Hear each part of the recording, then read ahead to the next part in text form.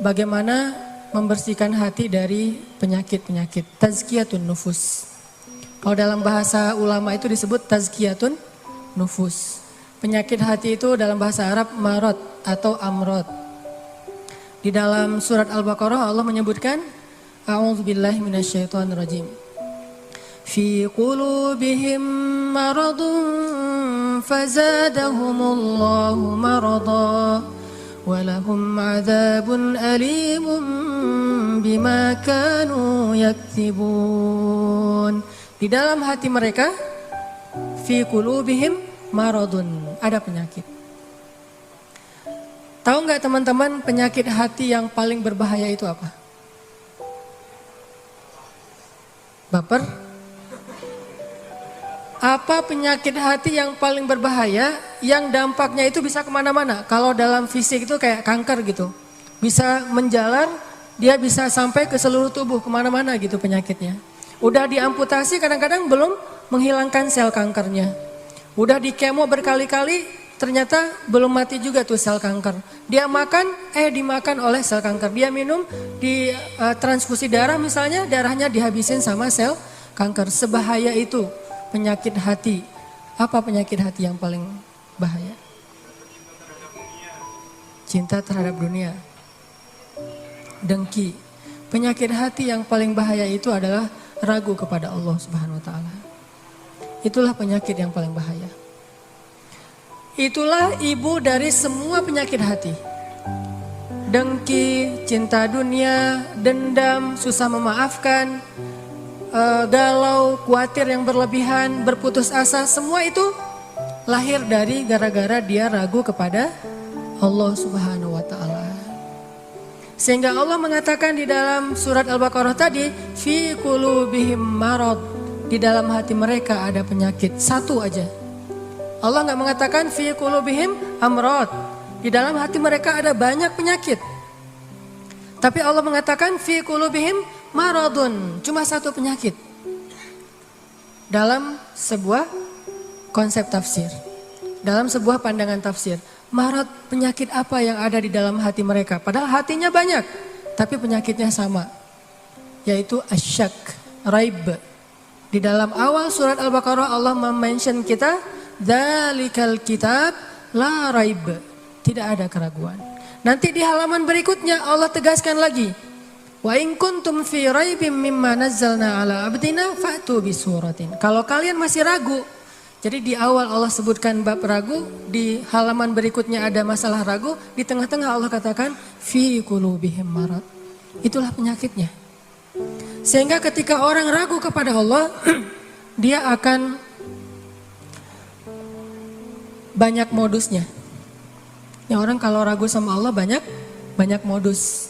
Bahasa modus dalam surat Al-Baqarah apa? Modus itu dalam surat Al-Baqarah khida.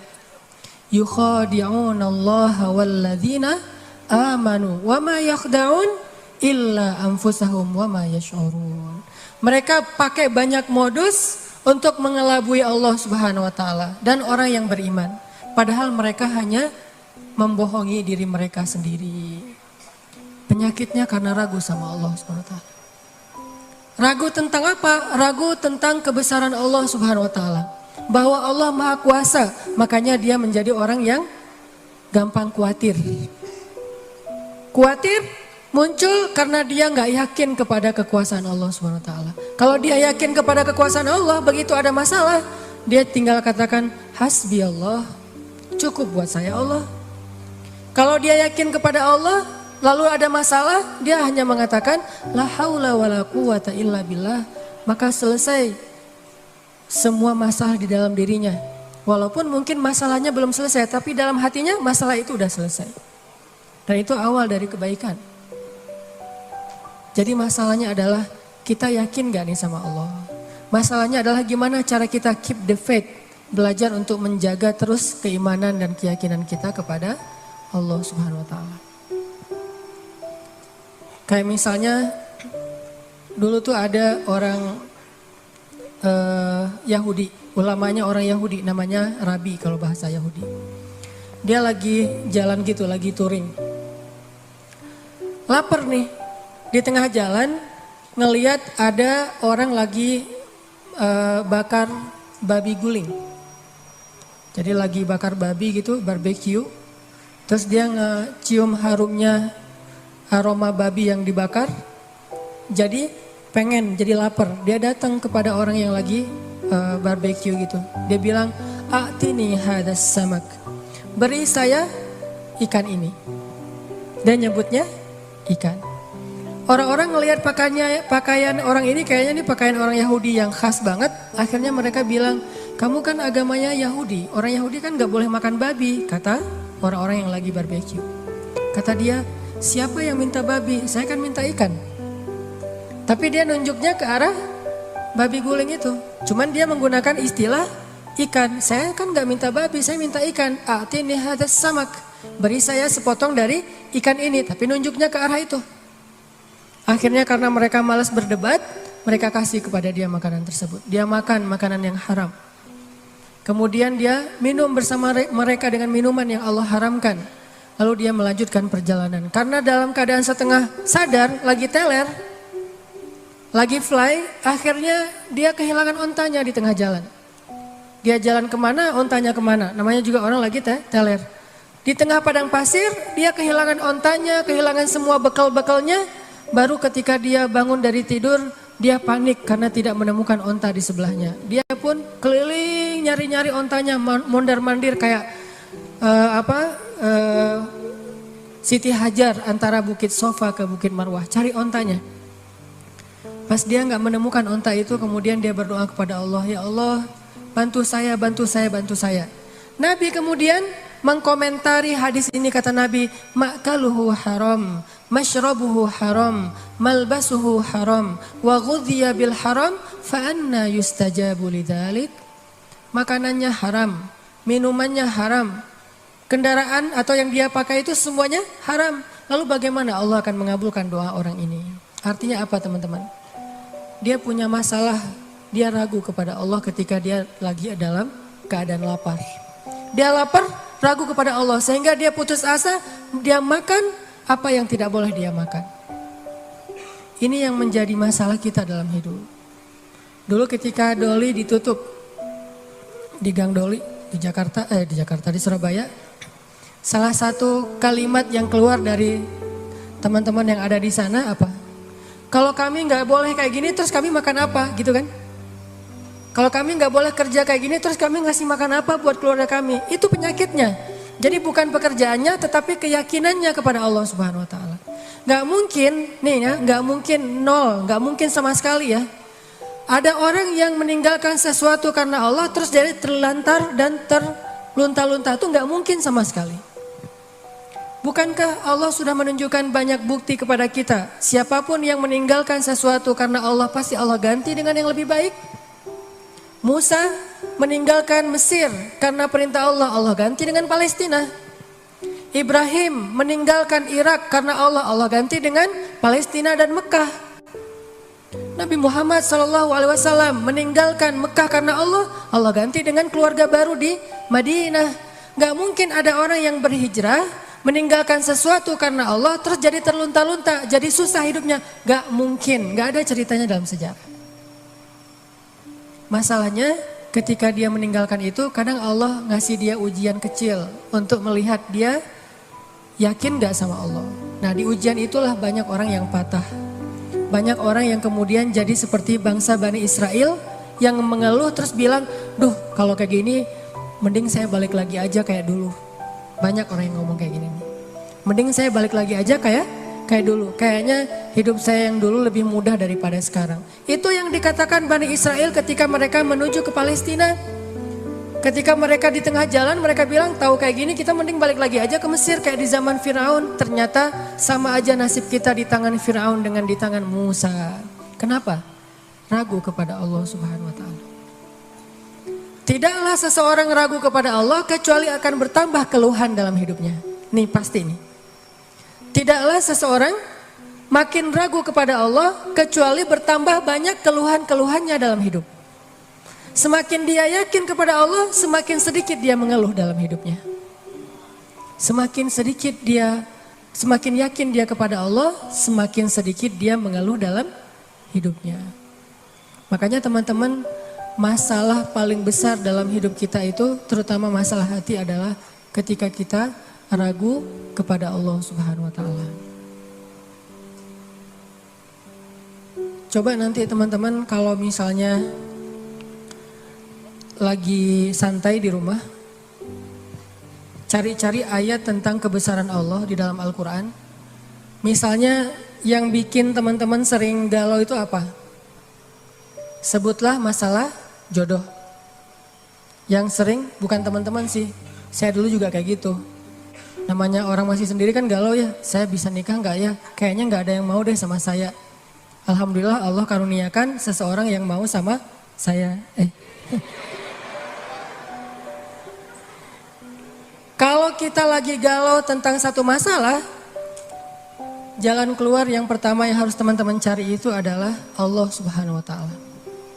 Coba tanya kepada Allah, coba baca ayat-ayat Allah, gimana cara mengobati galau atau masalah di dalam hati kita. Misalnya masalah jodoh. Allah bisa kita baca di dalam firman Allah surat An-Nur ayat 32. Ini salah satu ayat yang bisa membooster teman-teman jomblo fisabilillah. Ini ayat jomblo banget nih. Ayat surat An-Nur surat 24 ayat 32. Apa kata Allah di dalam ayat 32? Iyakunu fuqara yughnihimullahu min fadlih wallahu wasi'un alim. Nikahkanlah orang-orang yang masih sendiri di antara kalian, baik yang merdeka ataupun orang-orang yang budak. Kalau mereka fukoro, apa arti fukoro? Fakir, gak punya apa-apa. Yughnihimullahu min fadli. Allah yang akan mencukupkan mereka dari karunia-Nya. Dan Allah maha luas lagi maha mengetahui. Ini ayat booster banget nih. Datang ke rumah calon mertua, capture nih ayat nih. Capture dulu ya, capture. Udah selesai capture, ditaruh paling depan. Jadi pas kita buka HP langsung ayat ini yang keluar gitu. Begitu ditanya kerjaannya apa, tunjukin nih ayat. Kan pertanyaan kedua pasti kerjaannya. Pertanyaan pertama siapa namanya, kedua kerja di mana. Siapa namanya, misalnya sebut nama kita, sebutlah Budi gitu. Oh iya, kerja di mana, masih kuliah atau udah kerja? Udah selesai kuliah Pak. Kerjanya Pak ini. Apa ini? Kalau mereka fakir, Allah yang akan mengayakan mereka. Hah? Ngeri juga udah pakai ayat ya. Dan Allah maha luas lagi maha mengetahui Pak. Itu juga saya dengarnya dari Ustadz gitu ya. Oh benar juga nih ayatnya. Terus gimana anak saya dikasih makan apa? Allah yang kasih makan bukan saya. Anak bapak dan saya, bapak semua kita nih pemakan rezeki bukan pemberi rezeki. Gak ada satupun kan di antara kita pemberi rezeki, semua kita ini pemakan rezeki, pemberi rezekinya Allah. Dan ini ayat modal saya banget untuk nembak si dia. Kan saya dulu nikahnya nikah ngutang, maharnya aja ngutang ke sebelah. Tapi bilang ngutangnya jangan pas awal, nanti aja kalau udah deal baru ngutang. Udah setuju nih, kita nikah ujung-ujungnya, boleh utang dulu. Ternyata Allah mudahkan setelah itu. Justru setelah saya nikah tuh kan dulu saya kerja gak jelas ya. Memang gak punya kerja sih, bukan gak jelas. Nikah tuh gak punya kerja, gak punya simpanan apapun, gak punya bekal. Pokoknya modalnya modal surat An-Nur ayat 32. Itu modalnya, catat tuh. Kalau perlu jadikan status. Justru setelah menikah saya ngebuktiin sendiri gimana Allah maha menunaikan janjinya. Allah gak pernah ingkar janji. Kalau kita fukoro, saya emang dulu fukoro. Gimana fukoro? Gak tahu mau makan apa hari ini juga. Namanya mahasiswa di luar negeri. Tapi kemudian setelah selesai nikah Allah mudahkan dengan tiba-tiba saya dapat kesempatan menjadi petugas haji resmi. Bukan outsourcing gitu, resmi. Petugas haji resmi dari Depak selama 1 bulan musim haji dan itu lumayan penghasilannya. Pulang dari situ dapat tawaran untuk ikut audisi mengisi tilawah Al-Quran di salah satu televisi di Mesir. Yang ikut audisi itu banyak. Orang-orang Arab kan ngajinya bagus-bagus ya. Kelasnya udah kelas Al-Afasi, Al-Ghamidi, Toha Junaid, yang keren-keren lah bacaannya, suaranya, hafalannya udah pasti keren. Saya ikut audisi tuh. Ternyata dari sekian ratus orang yang ikut audisi, yang dipilih cuma 5 orang min ajmalis saut atau as-saut adz-dzahabi, suara emas. Dan saya alhamdulillah terpilih, entah gimana caranya, mungkin juri waktu itu juga lagi nggak dengerin saya, tiba-tiba dicontreng aja. Terpilih di antara 5 orang dari berapa ratus orang yang ikut audisi. Terpilih. Lalu dari 5 orang itu diseleksi lagi untuk ngambil 20 episode sekaligus. Yang lain cuma satu episode. 20 episode siapa? Ternyata saya juga dapat dari 5 orang itu dipilih satu-satunya yang ngambil 20 episode di televisi. Alhamdulillah akhirnya ngerekaman, recording di TV udah selesai gitu, nggak kerja selama 6 bulan. Mulailah kita keliling-keliling nggak jelas gitu di Mesir mondar-mandir kayak 99 cahaya di langit Eropa gitu. Benar kan kata Allah, kalau mereka fuqara yughnihimullah, maka Allah akan memberikan kekayaan untuk mereka atau kecukupan. Jadi obat hati itu adalah yakin kepada Allah. Dan cara yakin kepada Allah, baca firman-firman Allah Subhanahu wa taala. Allah berjanji di dalam banyak ayat untuk bisa menjadi iman, menambah faith, menambah keyakinan di dalam hati kita. Tinggal kita baca aja. Banyak banget ayat-ayat kayak gitu. Jadi begitu kita galau tentang gimana nanti nih, apa yang harus saya kasih, gimana menafkahi, baca nih ayat. Gitu juga kalau misalnya kita cari kerjaan atau cari nafkah. Allah Subhanahu wa taala juga memberikan kita banyak sekali ayat-ayat yang menjadi janji dari Allah bahwa siapa yang yakin kepada Allah, pasti Allah Subhanahu wa taala akan menjaganya. Itu banyak banget ayat kayak gitu. Salah satunya teman-teman bisa baca minimal banget teman-teman bisa baca di surat Hud ayat 6. Coba baca surat Hud, surat 11 ayat 6. Ini juga ayat untuk ngecas iman kita. Apa kata Allah di ayat 6 surat Hud? Bismillahirrahmanirrahim. Wa ma min dabbatin fil ardi illa 'ala Allahi rizquha wa ya'lamu mustaqarraha wa mustawda'aha kullun fi kitabim mubin. Gak ada satupun hewan yang melata di muka bumi illa 'alallahi rizquha, kecuali Allah yang menjamin rezeki bagi mereka. Terus kenapa kita khawatir? Kenapa kita galau? Kan Allah yang menjamin, dan jaminan Allah itu sebaik-baik jaminan dijamin oleh perusahaan asuransi atau finance. Itu aja kita udah yakin gimana dijamin oleh Allah Subhanahu wa taala. Kayak ada orang yang ngambil asuransi kesehatan, dia nggak khawatir dengan sakit. Ada orang yang mengambil asuransi kendaraan, dia nggak khawatir kelecet atau terjadi kecelakaan, dirampok atau dicuri kendaraannya. Ada yang total loss only misalnya atau all risk, dia nggak khawatir. Kenapa? Ada yang menjamin. Ada orang yang mengambil asuransi pendidikan, dia nggak khawatir dengan harga pendidikan yang semakin mahal karena ada jaminan.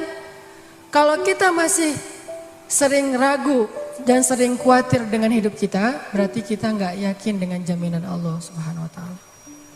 Makin kita yakin dengan jaminan Allah, makin hilang rasa khawatir dalam hidup kita.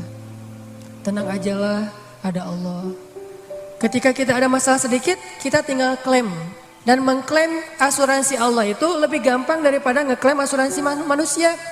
Ngeklaim asuransi manusia tetap aja ada biayanya. Tapi ngeklaim kepada Allah itu nggak ada biayanya, nggak perlu pakai nomor antri, nggak perlu jauh-jauh keluar dari rumah. Kita tinggal mengangkat kedua tangan kita mengatakan Ilahi, Robbi, saya ada masalah nih. Tetapi Engkau maha besar. Dan setelah itu hati kita akan langsung tenang. Ini teman-teman, di antara obat terhadap semua penyakit hati itu adalah belajar yakin kepada Allah Subhanahu wa taala. Teman-teman bisa baca juga nanti surat Al-Mulk. Ini surat yang benar-benar ngebooster hati kita. Jadi sesi pertama ini saya pengen sharing. Ternyata kalau kita pengen menghilangkan semua penyakit hati kita, mulailah dari belajar iman, belajar yakin kepada Allah Subhanahu wa taala. Kalau kita pengen belajar menjadi orang yang menjalani hidup itu penuh dengan keyakinan, penuh dengan harapan, orangnya optimis, caranya belajar yakin kepada Allah Subhanahu wa taala. Dan salah satu cara belajar yakin kepada Allah, baca ayat-ayat Allah, terutama ayat-ayat booster tentang kebesaran Allah Subhanahu wa taala. Inna fi khalqis samawat,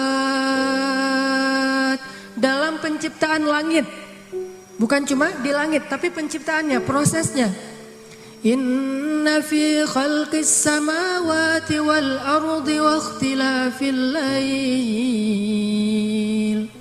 wa ikhtilafil laili wan nahari la ayatin liulil albab. Langit, bumi, silih bergantinya malam dan siang atau musim, di situ ada bukti-bukti bahwa Allah Maha Kuasa. Kalau itu aja buat Allah gampang, cuma kun fayakun, apalagi cuma ngurus kita yang cuma kecil dibandingkan langit dan bumi. Kita itu dibandingkan langit dan bumi gak ada apa-apanya. Kalau langit dan bumi aja buat Allah gak ada apa-apanya lagi, apalagi kita. Jadi intinya teman-teman, kenapa kita khawatir kalau Allah menjamin kehidupan kita? Kenapa kita khawatir kalau Allah berjanji menolong kita? Kenapa kita khawatir kalau Allah Subhanahu wa taala tidak akan menyia-nyiakan kebaikan kita? Ada orang yang pernah gak nyesel bantu orang lain gara-gara ternyata orang itu akhirnya nyakitin perasaan kita? Duh, saya nyesel dulu bantu dia. Duh, saya tahu gitu gak bakalan saya mau baik-baikan sama dia. Duh, nyesel juga saya kemarin udah nolongin dia segala macam. Nyesel juga saya kemarin ngasih tahu ke dia. Ternyata ujung-ujungnya dia malah menyakiti saya, mengkhianati saya, nikung saya dari belakang. Nyesel saya curhat sama dia, akhirnya jadiannya sama dia. Pernah kan gitu? Kita curhat sama teman kita, malah dia yang jadian. Kenapa dia jadian? Karena dia tahu banyak tentang si cewek itu lewat kita. Dan cewek ini gak ngerti, kok kamu pengertian banget, tahu banget tentang apa yang saya suka dan gak suka. Padahal itu hasil dari observasi kita kan ya. Kita udah observasi sekian lama, udah gitu kita curhat, dia tinggal ngambil hasil skripsi kita tentang si cewek ini nih.